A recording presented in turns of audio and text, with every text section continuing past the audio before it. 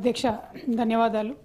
Governor గారి ప్రసంగం పైన మాట్లాడేటటువంటి అవకాశం ఇచ్చినందుకు ప్రత్యేకంగా ధన్యవాదాలండి. ప్రధానంగా నిన్న మాట్లాడుతూ గవర్నర్ గారు తెలంగాణ అనేది ఒక భౌగోళిక ప్రాంతం మాత్రమే కాదు, అది ఒక భావోద్వేగం, పోరాటానికి, స్థిరత్వానికి, దృఢ సంకల్పానికి ఒక గుర్తుగా ఉంది అని చెప్పి చాలా మంచి మాటలతోని ప్రారంభించినారు అధ్యక్ష. అది చెప్తూ అట్లానే మన సంస్కృతి, చరిత్ర, సాంప్రదాయాలు ఇవన్నీ కూడా కలుపుకొని ఒక విజన్తో ముందుకు పోతా ఉన్నామని చెప్పారు అధ్యక్ష. అవి చెప్తూ ఒక మాట ఏమంటారంటే అధ్యక్ష, మనం జయ జయ హే తెలంగాణ జననీ జనకేతనం అనేది అధికారిక గానంగా స్వీకరించామని చెప్పారు. సంతోషం అధ్యక్ష, తెలంగాణ కవి రాసినటువంటి పాట స్వీకరించడం అందరికీ సంతోషం. కానీ దానికి ఒక ఆంధ్ర ఆయన మరి మ్యూజిక్ డైరెక్టర్ ఏందన్నది ఎవరికి కూడా అర్థం కానటువంటి విషయం అధ్యక్ష. తెలంగాణ ప్రాంతం యొక్క అస్తిత్వం కోసమే పోరాటం జరిగింది. దానికి మరి మన దగ్గర మ్యూజిక్ డైరెక్టర్లే లేనట్టుగా ఒక కీరవాణి గారిని తీసుకొచ్చి దానికి మ్యూజిక్ డైరెక్షన్ అన్నది చాలా సోషల్ మీడియాలో, మాధ్యమాల్లో అంతటా కూడా అభ్యంతరం వ్యక్తమవుతున్నటువంటి విషయం అధ్యక్ష. అట్లానే తెలంగాణ తల్లి విగ్రహ అధికార స్వీకరణ రాష్ట్ర విశిష్ట గుర్తింపును, సమ్మిళిత స్ఫూర్తిని మరింత పటిష్టపరుస్తుందని చెప్పినారు అధ్యక్ష. అధ్యక్ష, ఇక్కడ ఒక రిక్వెస్ట్ ఏంటంటే, తెలంగాణ తల్లి ఉద్యమ సందర్భంలో వేలాదిగా పెట్టుకున్నాం అధ్యక్ష. అందులో తమ్మర్ పాల్గొన్నారు, కోదండరాం సార్ పాల్గొన్నారు, జూపల్లి కృష్ణారావు గారు పాల్గొన్నారు. ఇక్కడ ఉన్నటువంటి అనేక మంది పెద్దలు కూడా ఉద్యమంలో సమ్మిళితమై, సీతక్క గారు కూడా ఆనాడు నిరాహార దీక్ష చేసారు. ఒకరు కాదు, ఇద్దరు కాదు. తెలంగాణ తల్లికి దండ అయినటువంటి వ్యక్తి తెలంగాణలో లేరు అధ్యక్ష.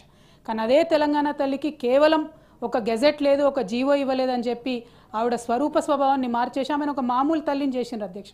తెలంగాణ అంటే ఒక ప్రత్యేకత, ఒక బతుకమ్మ, ఒక బోనము ఉంటేనే ప్రత్యేకత. పోనీ మీకు బతుకమ్మ నచ్చలేదు అనుకోండి, బోనం పెట్టేది ఉంటుంది. కేవలం మన తెలంగాణలో ప్రత్యేకత ఉన్నది కదా. ఏది లేకుండా సంపూర్ణంగా తెలంగాణ తల్లి విగ్రహ రూపాన్ని మార్చి మళ్ళీ దాన్ని ఇక్కడ గవర్నర్ గారి చేత ఇది మన ఆత్మగౌరవానికి, సాధికారితకు చిహ్నంగా ఉంది అని అంటే దీన్ని మెజారిటీ తెలంగాణ ప్రజలు ఇలా యాక్సెప్ట్ చేసేటటువంటి పరిస్థితిలో లేదన్న విషయాన్ని తమరు గమనించాలి అధ్యక్ష. ప్రభుత్వాన్ని గమనించవలసిందిగా కోరుతా ఉన్నాను అధ్యక్ష. అట్లానే ఈ సంవత్సరం అధ్యక్ష మేము పదే వారికి గుర్తు చేసినాము. దాశరథి గారు అధ్యక్ష చాలా గొప్ప కవి, ఎందుకంటే సంస్కృతి సాంప్రదాయాల మీదనే గవర్నర్ గారు ఫోకస్ చేస్తున్నారు కాబట్టి ఈ సూచన చేస్తూ ఉన్నాం అధ్యక్ష. వారి శత జయంతి సంవత్సరం అధ్యక్ష. నా తెలంగాణ కోటి రతనాల వీణా అన్నాడు మా నిజామాబాద్ జైలు గోడల మీదనే బొగ్గుతో రాసినటువంటి గొప్ప కవి అధ్యక్ష. తను స్వాతంత్ర సమరయోధుడు. ఇది వారి శత జయంతి సంవత్సరం అధ్యక్ష. ఇంతవరకు ప్రభుత్వం నుండి కనీసం ఒక మంచి కార్యక్రమం కానీ చేస్తామని అప్పుడెప్పుడో 5-6 నెలల కింద ఒక స్టేట్మెంట్ వచ్చింది తప్పితే కనీసం ఒక కార్యక్రమం కూడా లేకపోవడం కొంచెం బాధాకరం అధ్యక్ష. చాలా గ్రాండ్గా, అద్భుతంగా వారి యొక్క శత జయంతి సంవత్సరాన్ని ప్రభుత్వం నిర్వహించాలని చెప్పి ఈ సందర్భంగా మేము డిమాండ్ చేస్తూ ఉన్నాం అధ్యక్ష. అధ్యక్ష, అట్లానే 11వ పాయింట్లో అధ్యక్ష గవర్నర్ గారు ఏమంటారంటే, 2,60,00,000 మెట్రిక్ టన్నుల ఉత్పత్తి రికార్డు స్థాయిలో దేశంలోనే అత్యధిక వరి ఉత్పత్తిదారుగా తెలంగాణ ఆవిర్భవించిందని చెప్పినారు అధ్యక్ష. దీనిలో మరి కాళేశ్వరం పాత్ర లేదా అధ్యక్ష? కాళేశ్వరం ఉంది కాబట్టే 2,64,00,000 వచ్చింది. అంతకుముందు తెలంగాణ రాకముందు 64,00,000 మెట్రిక్ టన్నులు మాత్రమే మన తెలంగాణ యొక్క పంట ఉండే అధ్యక్ష. 10 సంవత్సరాల్లో ఏం జరిగింది బీఆర్ఎస్ పాలన అని చెప్పి ఇప్పుడు పెద్దలు కోదండరాం గారైనా, ఇందాక మాట్లాడిన ఏవిఎన్ రెడ్డి గారు అన్న ప్రతి ఒక్కరు కూడా మాట్లాడుతూ ఉన్నారు అధ్యక్ష. 2,00,00,000 మెట్రిక్ టన్నులకు మరి ఇవాళ వరిధాన్యం ఉత్పత్తి పెరిగిందంటే అది కేవలం బీఆర్ఎస్ పాలనలో, కేసీఆర్ గారి పాలనలో కాళేశ్వరంతోనే పెరిగిందని చెప్పి నేను మాట్లాడుతూ ఉన్నాను అధ్యక్ష. అదేవిధంగా అధ్యక్ష పెద్దలు కోదండరాం గారు మాట్లాడుతూ మనము ఉపాధి మీద పెద్ద ఎత్తున దృష్టి పెట్టాలన్నారు. అది కరెక్టే. కాకపోతే 2,00,00,000 మెట్రిక్ టన్నుల వరిని ఉత్పత్తి చేయగలిగేటటువంటి రంగం ఉపాధి రంగం కాకుండా ఎట్లా పోతుంది అధ్యక్ష? వ్యవసాయ రంగాన్ని ఎందుకు ఇవాళ మీరు సంపూర్ణంగా విస్మరిస్తూ ఉన్నారు? అదే కాళేశ్వరంలో మేడిగడ్డ రిజర్వాయర్ని బూచిగా చూపించి ఇవాళ మొత్తం యావన్ తెలంగాణలో పంటలు ఎండిపోతున్నాయి కదా అధ్యక్ష. తమరి జిల్లాలో తమరికి కూడా తెలుసు అధ్యక్ష. ఇదివరకు కాళేశ్వరం నుంచి ఏం చేసినాం మనం? ప్రతి చెరువుని నింపినాం. వాటర్ టేబుల్ పెరిగింది, 7 మీటర్ల పైచిలకు వాటర్ టేబుల్ పెరిగింది. ఇవాళ నేను చెప్పే స్టోరీ కాదు అధ్యక్ష. సోషల్ మీడియాలో మీరు ఎక్కడ చూసినా రైతులే స్వయంగా వీడియోలు తీసుకొని తమ పంటలు తాము నిప్పు పెట్టుకుంటున్నారు, మేకలను వదిలిపెడుతున్నారు, గోదలను వదిలిపెడుతున్నారు తినేసేమని చెప్పి. ఎందుకంటే వారు ఏం చేయలేని పరిస్థితిలో ఉన్నారు అధ్యక్ష. నా రిక్వెస్ట్ ఏంటంటే అధ్యక్ష, ఉపాధి అంటే కేవలం సూటు బూటు వేసుకొని ఏసీ ఆఫీసులలో కూర్చునేది ఉపాధి కాదు. మన చేత మన ఇంట్లో మనం గొర్రెలు పెంచుకున్నా, చేపలు పెంచుకున్నా, వ్యవసాయం చేసినా, ఇంకో పని చేసినా అది కూడా ఉపాధి అవుతుంది అధ్యక్ష. దాని మీద కూడా దయచేసి చిన్న చూపు చూడవద్దని చెప్పి నేను ప్రభుత్వాన్ని కోరుతా ఉన్నాను అధ్యక్ష. అధ్యక్ష 12వ పాయింట్లో గవర్నర్ గారు మాట్లాడారు అధ్యక్ష. మేము 20,000 కోట్ల రూపాయలు రుణమాఫీ చేసినామని చెప్పి చెప్పినారు అధ్యక్ష. అధ్యక్ష, అంతకుముందు ఎన్నికల సందర్భంలో వాళ్ళు ఒక మాట మాట్లాడినారు అధ్యక్ష. 2 లక్షలు మేము రుణం మాఫీ చేస్తాము, మీరు ఇప్పటికైతే ఎవరైనా 1,00,000 రూపాయలే తీసుకుంటే అర్జెంటుగా బ్యాంకుకు పోండి, రుణం తెచ్చుకోండి అన్నారు అధ్యక్ష. అంటే ఎస్పెషల్లీ అధ్యక్ష, నేను తమరికి కూడా తెలుసు, తమరి జిల్లాలో గిరిజనులు ఎక్కువ ఉంటారు అధ్యక్ష. 10% మన రాష్ట్రంలో గిరిజనులు ఉంటే 20 లక్షల ఎకరాల పైచిలకు వాళ్ళ దగ్గర భూమి ఉన్నది అధ్యక్ష.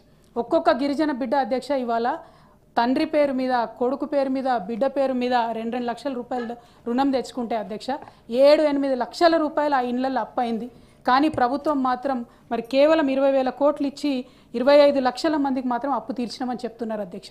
ఇప్పటికీ కూడా అప్పు తీరక సంపూర్ణంగా రుణమాఫీ కాక అనేక కుటుంబాలు బాధపడతా ఉన్నాయి అధ్యక్ష. మరి ఆ సందర్భాన్ని ఎగ్జాక్ట్లీ అది చెప్పకుండా అసలు ఎస్టిమేషన్ ఒక 50,000 కోట్ల రూపాయలు అయితేనే 2 లక్షల రుణమాఫీ అవుతుంది అధ్యక్ష. అది కాకుండా కేవలం 20,000 కోట్లు చేశామని గవర్నర్ గారితో చెప్పించడం అన్నది ఇది ప్రభుత్వం గవర్నర్ గారిని తప్పుదోవ పట్టిస్తుంది అధ్యక్ష, రైతులను మన ప్రజలను కూడా తప్పుదోవ పట్టిస్తుందన్న విషయాన్ని నేను ఈ సందర్భంగా తెలియజేస్తా ఉన్నానండి. అదేవిధంగా 500 రూపాయల బోనస్ ఇచ్చినామని చెప్తా ఉన్నారు అధ్యక్ష. ఇది మాత్రం నేను కొద్దిగా అన్పార్లమెంటరీ అయినా బోగస్ అనే పదాన్ని వాడాల్సి వస్తుంది అధ్యక్ష.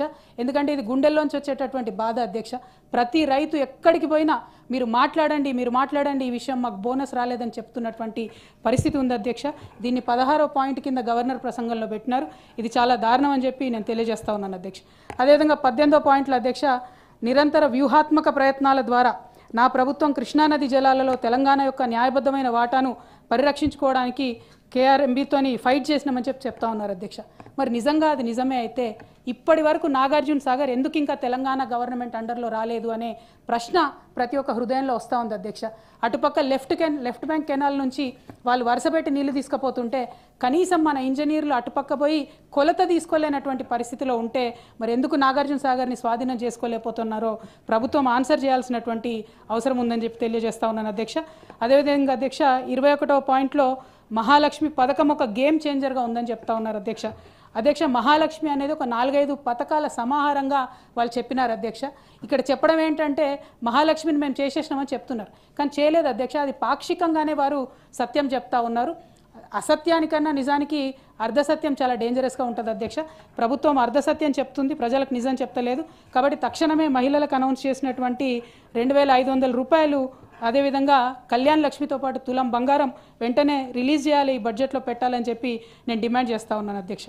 24వ పాయింట్లో మహిళలకు గ్యాస్ సబ్సిడీ ఇచ్చినామని చెప్తా ఉన్నారు అధ్యక్ష. చాలామంది మహిళలతో ప్రత్యక్షంగా ఇంటరాక్ట్ అయిన తర్వాత నేను చెప్తున్నాను అధ్యక్ష, 500 ఇండ్లకు ఒక ఇంటికి కూడా ఆ పథకం సరిగ్గా అందుతలేదు అధ్యక్ష. ఆ పథకాన్ని దయచేసి రివ్యూ చేసుకొని పారదర్శకంగా అమలు చేయవలసిందిగా నేను ప్రభుత్వాన్ని కోరుతా ఉన్నాను అధ్యక్ష. అట్లానే 35వ పాయింట్లో అధ్యక్ష, మేము ఆరోగ్యశ్రీని 5 లక్షల నుంచి 10 లక్షల వరకు పెంచినామని చెప్తా ఉన్నారు అధ్యక్ష. కేసీఆర్ గారు కూడా ఆనాడు వైఎస్ రాజశేఖర రెడ్డి గారి పథకం వారు 2 లక్షల రూపాయలు పెడితే దాన్ని పెంచి 5 లక్షలకు తీసుకొచ్చినాం అధ్యక్ష. కానీ దాంతోపాటు ప్రభుత్వ హాస్పిటళ్లను మంచిగా చేసేటటువంటి ప్రయత్నం మేము చాలా తీవ్రంగా చేసినాం అధ్యక్ష. దాంతోపాటు ప్రతి జిల్లాలో ఒక మెడికల్ కాలేజ్ పెట్టి అద్భుతమైనటువంటి మల్టీ స్పెషాలిటీ హాస్పిటల్ ప్రతి జిల్లాలో ఇవ్వడం జరిగింది అధ్యక్ష. ఇవాళ ఆ ప్రయత్నం మానేసి ఇంకొక 163 మెడికల్ ప్రొసీజర్లు కూడా ఆరోగ్యశ్రీలో చేర్చి ప్రైవేట్కు ఆ డబ్బును మళ్ళిస్తున్నారు, కానీ ప్రభుత్వ రంగ హాస్పిటల్ను పట్టించుకుంటలేరు అధ్యక్ష.